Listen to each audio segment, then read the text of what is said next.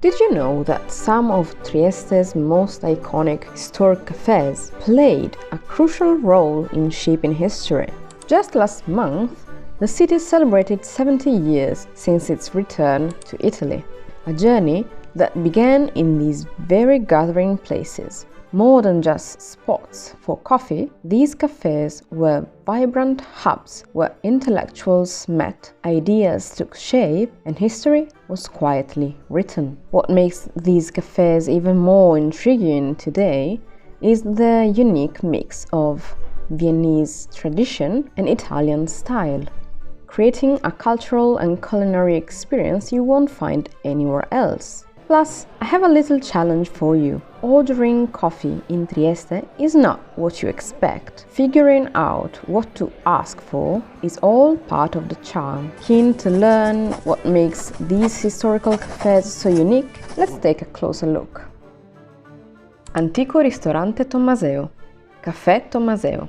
Caffè Tommaseo is the oldest on our list. It's been a cafe since 1830, and now it's a restaurant too. It was one of the centers of the Irredentist movement.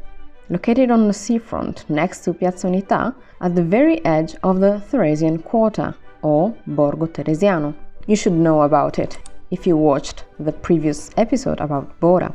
A couple of unique features that set aside this cafe: the commemorative plaque on the side of the building reads, "From this Caffè Tommaseo in 1848, the center of the national movement, the flame of enthusiasm for Italian freedom spread."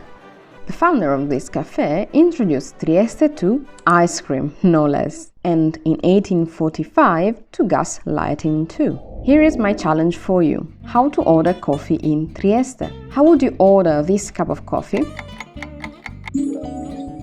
In Trieste it's quite common to order coffee in a glass, bicchiere, shortened as the type of coffee in B, hence nero in B. Let me know how many times you will get the order right throughout the video. Museo della Letteratura. Between your coffee breaks, pop into Let's, the newly opened literary museum in Cavana. You can't miss it because it's right in front of Svevo's statue. You won't have to pay a single euro to learn all about Trieste's rich literary scene, including the Irredentists who gathered in historical cafes. Let's start with him, then, Italo Svevo, or rather Ettore Schmitz. He was an innovative writer. A quote from the Let's website gives you an idea of who he was. But Svevo was also Jewish by birth and culture, while remaining serenely atheist, and Catholic by marriage and a strong empathetic feeling towards his wife Livia, in the same way that he was also a socialist in his youth, and a liberal later, irredentist and pacifist, ironic and dark, and both optimistic and pessimistic at times, paraphrasing the title of one of his essays. Let me briefly mention James Joyce. One of the 20th century's greatest writers, Joyce spent over a decade in Trieste, a city that deeply influenced his work. It was here he wrote parts of Dubliners and Ulysses, while connecting with local intellectuals like Italo Svevo in the city's vibrant literary cafes. Curious about how Trieste shaped Joyce and his bond with Svevo? Check out my deep dive in this video. If you say cappuccino, what do you get in Trieste? Number 1 or number 2?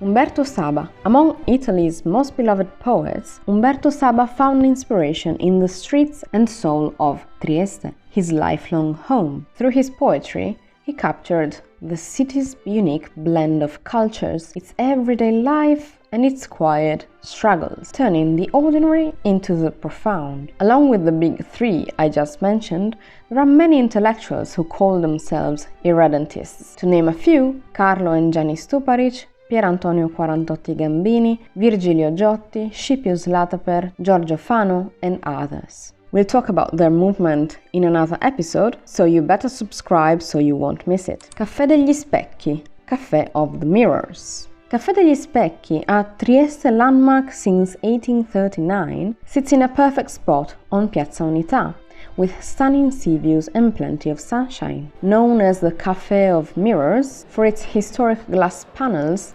etched with significant events, however, nearly none is left. It's a timeless spot to soak in the city's unique charm and history. I recently went there for a wedding reception and saw the same robots we have in supermarkets here in Finland. It looked like a brand new addition and quite odd in this traditional environment. San Marco, which is up next, and Café degli Specchi can be considered tourist traps, though honestly, Tommaseo too. But even people from Trieste will give it a go every now and then for the interior design and history rather than for the taste or price. I'd say poor value for money. Antico Café San Marco. Café San Marco was renovated more than once, and the last time it reopened, a bookstore was added to the café. They often host private and public events. I attended a couple of graduation parties and even a wedding reception before they added the bookstore section. Not sure if they still host this type of events. A personal tip: the manners of the staff and waiting time will give you a bad impression. But don't worry, not all cafes are like this in Trieste. Bad service is their specific feature. Similar to popular cafes and restaurants in big cities. I'm thinking of Paris, for instance. I mean, it's not a justification, simply don't expect much from them. Café San Marco is stunning, so it's still worth a visit, and it's located right behind the synagogue, which I'll talk about in an upcoming episode of this mini-series. If you say caffè latte, what do you get in Trieste?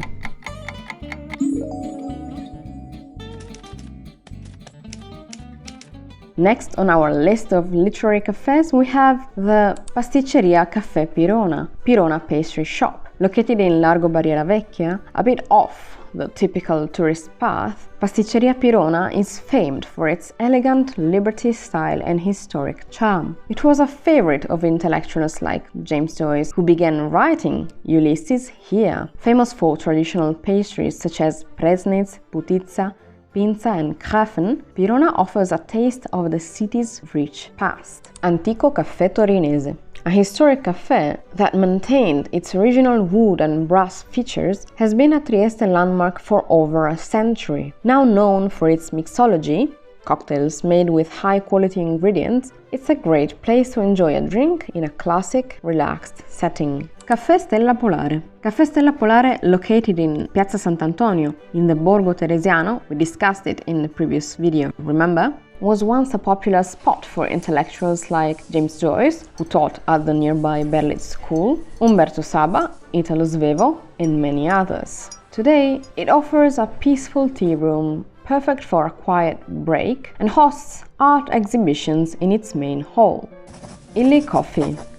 Forget Starbucks. When it comes to Italian excellence in coffee, few names resonate like Illy Caffè. Since its founding in 1933, Illy has shaped the modern coffee world as we know it. In 1935, Illy introduced the Illetta, the groundbreaking espresso machine that became the blueprint for all modern designs. They didn't stop there. Illy was the first to develop vacuum packaging for coffee beans and grounds, a game changer for preserving flavor and freshness. I don't normally drink coffee, but if I ever crave it, it must be Illy, and possibly made in a mocha. I know Italians who travel with a mocha in their luggage because coffee out of Italy is risky business.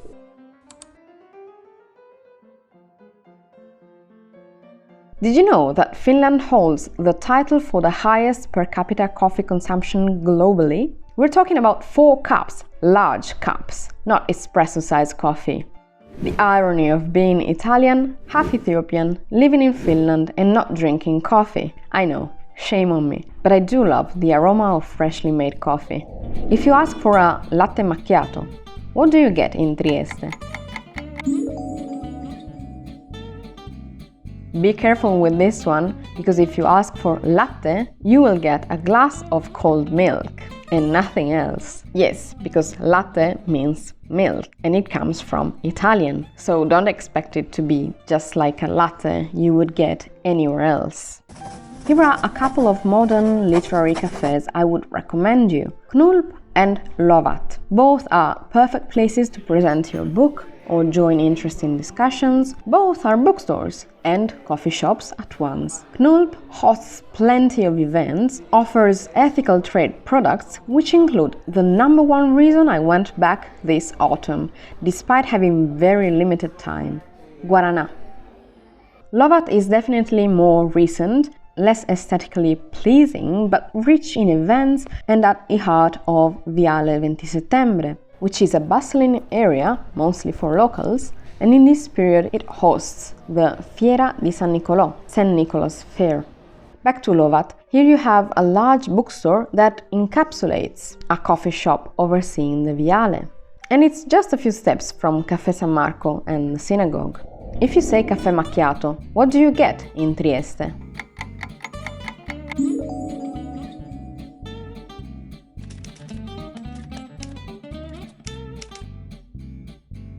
There are many more coffee orders you could make, but this is enough for this video.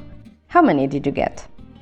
Last but not least, a cafe that is just 1 year old, yet it brings a Viennese tradition back to Trieste. Café Sacher Trieste. Let me introduce you to Italy's first Café Sacher, right here in Trieste, a city shaped by its Austro-Hungarian past. Here, you can indulge in a slice of original Sacher torte and relish the return of authentic Viennese coffeehouse traditions in an elegant and central location. I would save this for a special occasion, because its prices are on the higher end. My only personal critique is that I couldn't find a vegan Sacher alternative, and I'm sure it will take a while before we find any, because the entire brand aims at tradition and the original Sacher comes straight from Vienna. I totally understand them, but I'm still hoping that one day they'll add a vegan Sacher. The literary cafes of Trieste are not just spaces but echoes of the city's soul, where the whispers of Joyce, Svevo and Saba blend past and present in every cup of coffee. These are places where thoughts take flight, stories unfold, and ideas brew as richly as the espresso they serve. For visitors, they are a must-see, but a little preparation goes a long way. Trieste's coffee culture is uniquely its own, with names like Capo in B and Nero that may surprise newcomers. So brush up before you order, as we explored in the video. Whether you're visiting iconic spots or sidestepping tourist traps, knowing their literary and historical roots will make your experience unforgettable. Now that you've uncovered Trieste's cafes, it's time to meet the city's other defining force, the Bora wind. Check out my previous video to learn all about it. Thank you so much for watching, and I will see you in the next one.